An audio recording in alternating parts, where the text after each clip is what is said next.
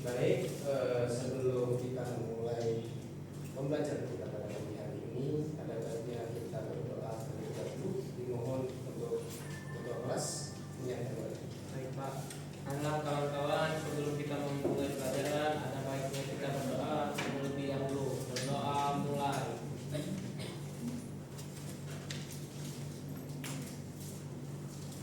Berdoa selesai. Baik, sebelum kita memulai pembelajaran, mungkin tolong dilihat apakah ada sampah-sampah atau ada yang botol air atau botol silakan dibersihkan terlebih dahulu. Jika sudah, maka kita akan masuk ke pembelajaran kita. Bersih Pak. Bersih. Oh iya, sebelum itu Bapak di sini ingin menanyakan presensi kehadiran. Jadi kalian di sini apakah ada yang tidak masuk atau masuk semua? Hadir semua. Baik, bagus.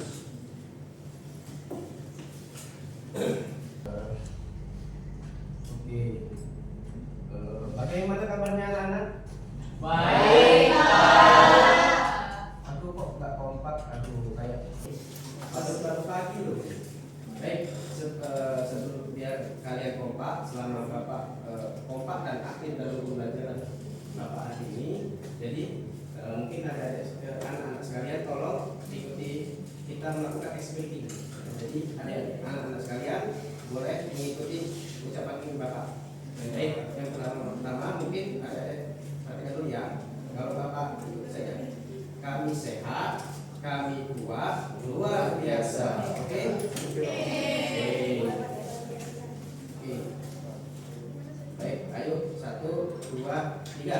Kami sehat, kami kuat, luar biasa. Semuanya sudah semangat dan siap untuk melaksanakan pembelajaran pada hari ini. Kita sebelum pada pembelajaran hari ini kita membahas tentang peranan lembaga negara di berbagai bidang. Nah, sebelum itu kan kemarin kita menjelaskan tentang lembaga negara. Nah, ada yang tahu apa sih itu lembaga negara? Mungkin ada yang ingat? Coba, boleh silakan hidup. Lembaga negara adalah alat kelembagaan negara yang menjalankan tugas sesuai kewenangannya, misalnya mengatur, mengawasi, memutus perkara, membuat kebijakan atau melaksanakan pemerintahan. Baik, mungkin baik, cukup baik. Guru itu ingat pembelajaran kemarin, jadi Bapak kasih remote.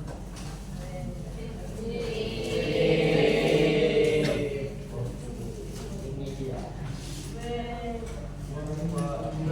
Mungkin jawaban dari Ibu itu sudah cukup baik. Mungkin ada yang bisa melengkapi. Siapa? Oke, baik. Silakan Alia. Apa? Baik Pak, pengertian lembaga negara itu adalah institusi yang dibentuk oleh konstitusi atau peraturan perundang-undangan untuk menjalankan fungsi-fungsi tertentu dalam menyelenggarakan pemerintahan. Dan juga lembaga negara itu bekerja untuk memastikan negara berjalan sesuai prinsip kekuasaan, hukum, pelayanan publik, dan akuntabilitas. Baik, tepuk tangan untuk Alia. Oke, baik. Berhubung Alia sudah menjawab dengan lengkap dan tepat, Bapak punya hadiah juga.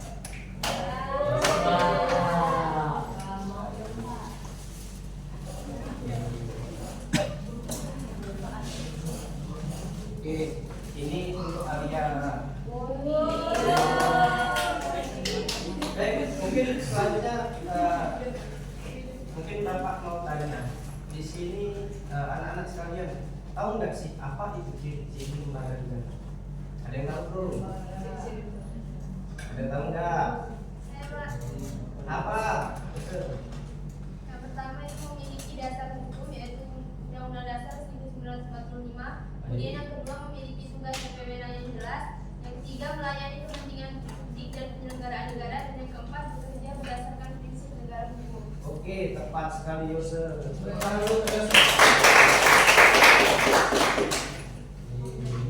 Baik, ini untuk Yose sudah menjawab.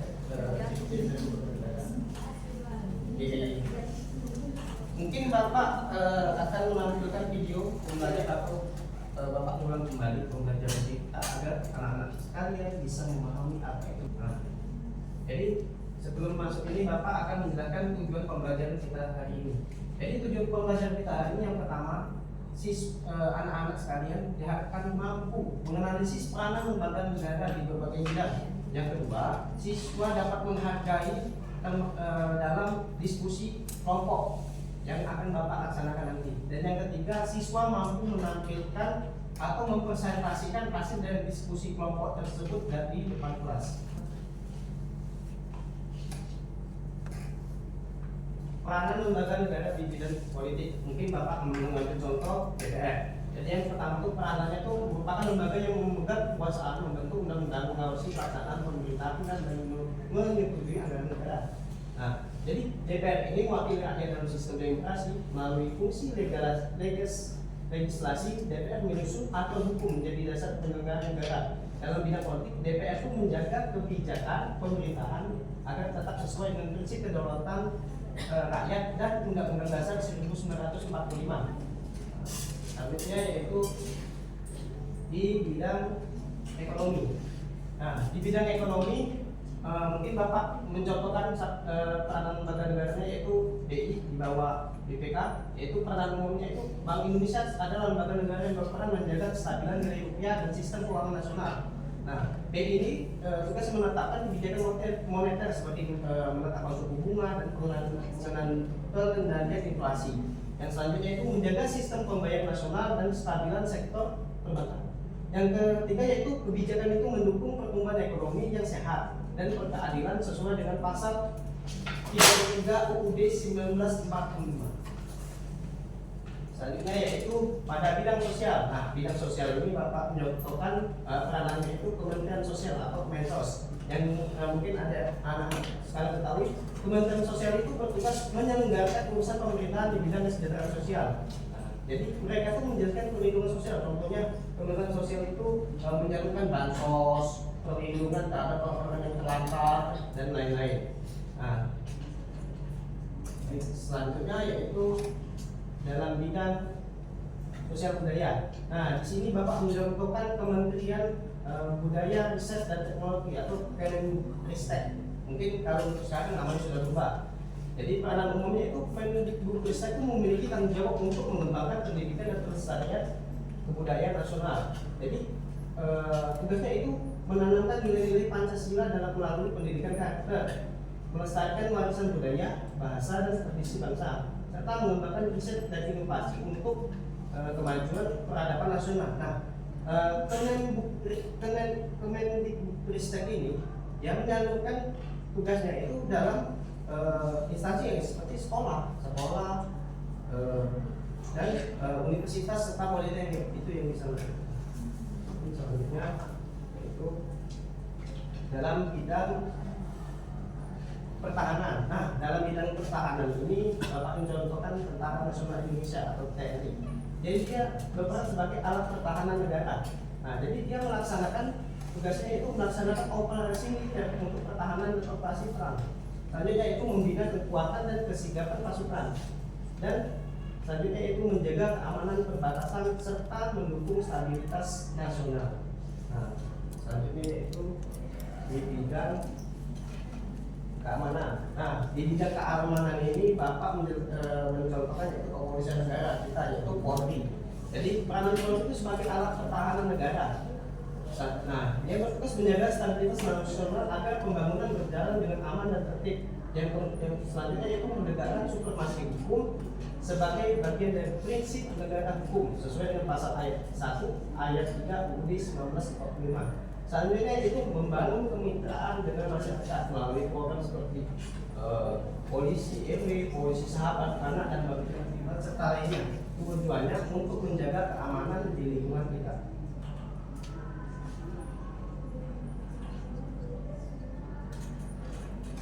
Nah, mungkin anak-anak sekalian dari video pembelajaran yang Bapak bahas, Bapak tampilkan tadi dan PPT yang Bapak jelaskan ini, mungkin ada anak-anak sekalian mungkin sudah paham, mungkin ada yang sudah, oh gini loh karena lembaga negara, oh gini loh lembaga negara itu apa.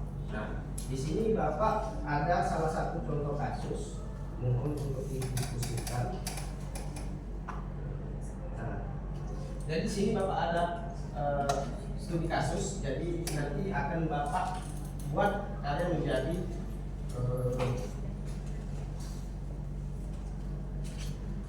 dua kelompok yang terdiri mungkin menjadi dua kelompok, kemudian kalian akan menjawab pertanyaan. Nah, dari pertanyaan itu kalian rangkum jawaban kalian dalam bentuk poster dan akan ditampilkan di sini.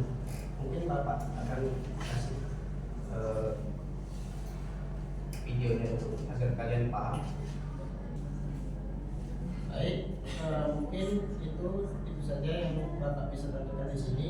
Mungkin anak-anak sekalian silakan kalian scan barcode yang LKBD yang Bapak kasih ini, kemudian anak-anak sekalian baca dan jawablah pertanyaan berikut, kemudian rangkum dalam bentuk poster. Nah, silakan anak-anak sekalian membuat dua kelompok besar. Yang kelompok satu ini, yang kelompok dua ini. Jadi silakan. Bapak kasih waktu sekitar 5 menit dan kemudian kalian akan menampilkan poster.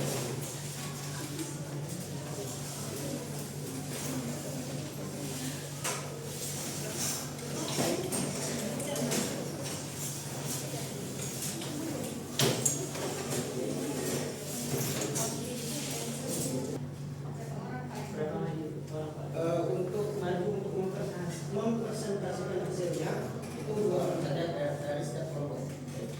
Apakah ada kesulitan Anda? Yang nomor 1 apa? Hah? Ini kelompok.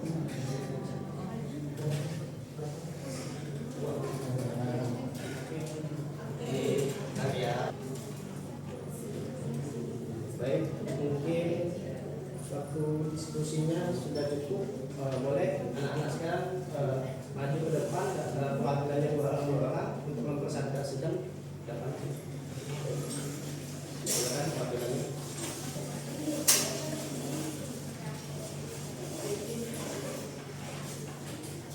Oke, silakan dibaca saja. Menampilkan hasil posterannya dibacakan saja ya. Baik. Silakan. Mungkin Bapak persilakan untuk kelompok 1 dulu untuk mempresentasikan hasil diskusinya dalam poster. 2 tidak mampu menjaga standar etik pemimpinan. Mulai tadi dari hasil diskusi kami. Baik, tepuk tangan dulu atas seluruh kelompoknya. Baik, terima kasih kelompok 1 dan kelompok 2 dalam menyajikan materi. Di sini Bapak ada hadiah untuk kalian karena kalian sudah mampu menjelaskan hasil yang apa Bapak jelaskan nanti. Mungkin ini Bapak ada reward untuk kalian sebagai warga kelompok. Nah, yang pertama ini untuk kelompok 2 ya. Kelompok 2. Dan ini untuk kelompok 1. Silakan Oke, anak-anak, dari hasil diskusi kita tadi ini, apakah ada yang bisa mampu menyimpulkan? Oh, baik Anis, silakan disimpulkan.